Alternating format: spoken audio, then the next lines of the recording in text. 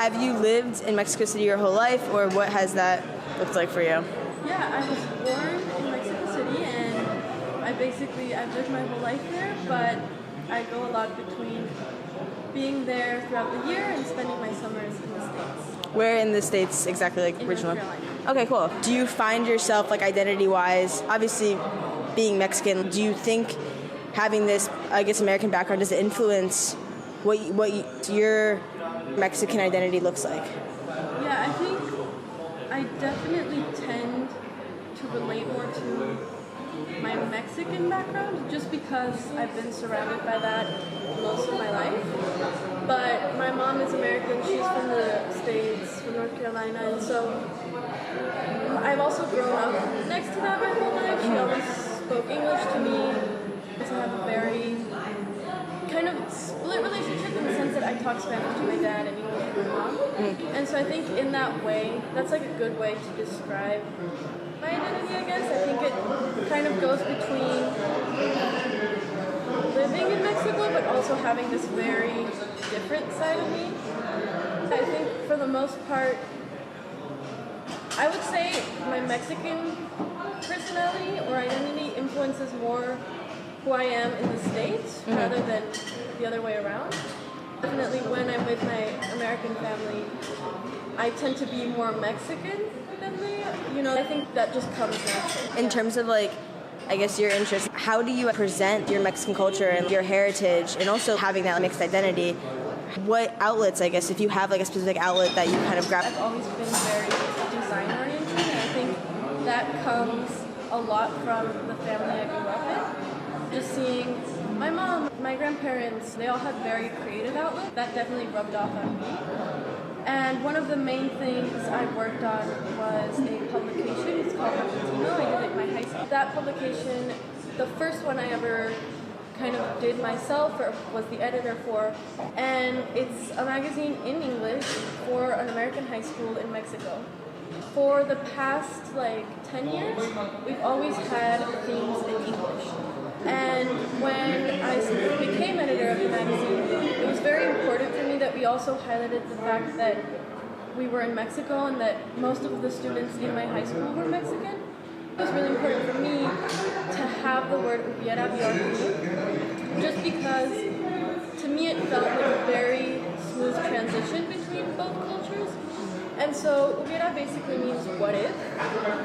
And the whole theme of our magazine was an hubiera existe, which basically means what ifs don't exist.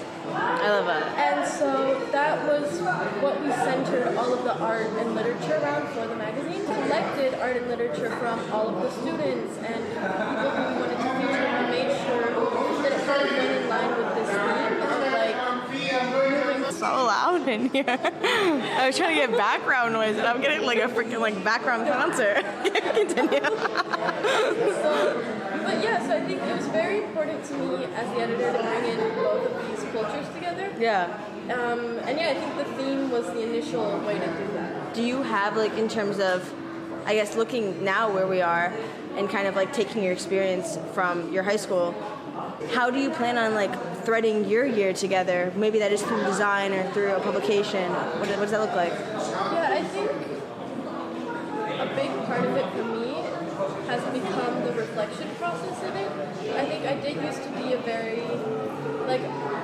I was never very intentional with journaling or reflecting on what I was living, but as we've gone through the first semester and now this first region, I've kind of felt this urge to kind of reflect more. My capstone project is a magazine, and it's a similar concept to kind of what I've designed before, except I'm kind of focusing on the concept of core memories.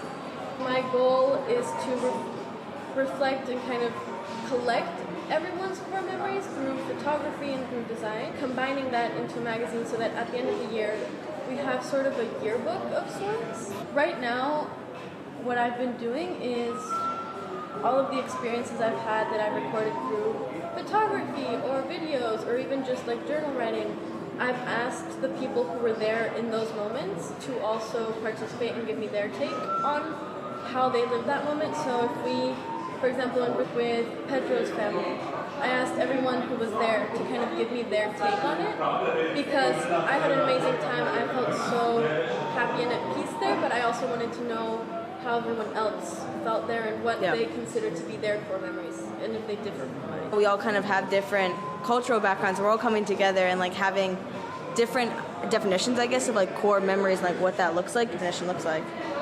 I think for me, a core memory is just something that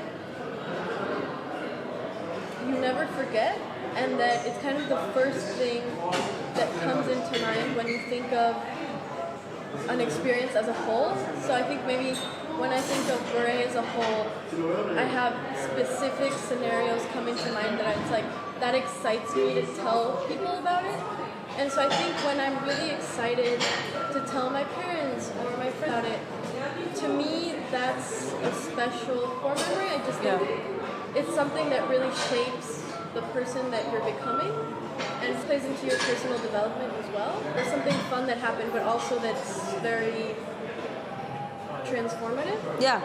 Looking forward past Beret in terms of like transformative experience, what have you taken from Beret? And what does looking forward look like to you? What does your next year look like? College or whatever that may be moving forward? For me, the main thing I've learned in Beret is that there's a lot more that I'm interested in than I thought. I've always had kind of a very curious personality. I did a lot of different extracurriculars in high school and had a lot of different interests, but I always kind of came back to the same things. And so being here and just going through all of these different regions and meeting all these different people, I've realized that there's a lot more that I connect to than I thought of. And it's also made me realize that I guess I appreciate my home a lot more than I did before. Not to mean that I didn't appreciate it before, but just... You gravitate more. Yeah, and as I've kind of left, it also really makes me feel excited to go back. I'm going to be going to college in Mexico. I'm going to study architecture. Yeah!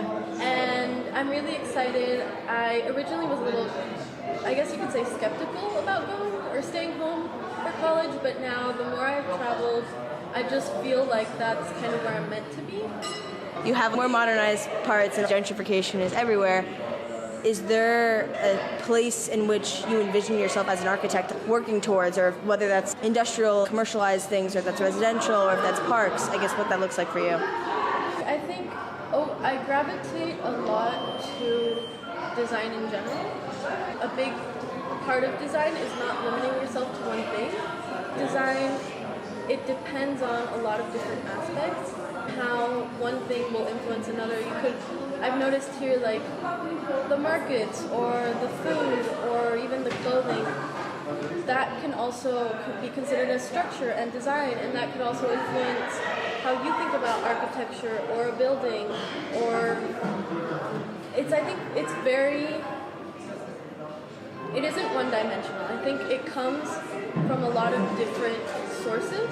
That kind is also reflected in what I want to do. I don't really have one thing where I'm like, I have to design buildings, I have to design parks. You just want to kind of feed into everything.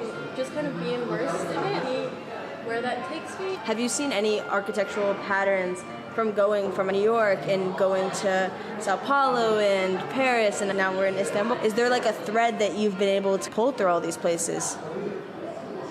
I think to me it's very interesting that all of these places in some way remind me of things I've seen back home. I think like New York and Sao Paulo particularly are very similar to where I live. I live in an area with very tall skyscrapers, but also mixed with smaller like townhouses, or you walk 5 blocks and you're in like older area with more like colonial art. For me, it's been very interesting going through all of these cities and finding so many similarities. I think also being now in Istanbul, I found obviously there are more differences now, but I think for the most part, especially in the area we're in, I've seen a lot of things that remind me of home, and also it's also opened my eyes a lot. And I think it will continue to do so as we go through the last few weeks. Here, especially with all of the mosques, for example, I've been exposed to it before, but never so prominently. It's very impactful to see how, for example, in Istanbul, there are a lot of buildings that are very similar to what I always lived in. My God. Or like having their 25th year reunion or something.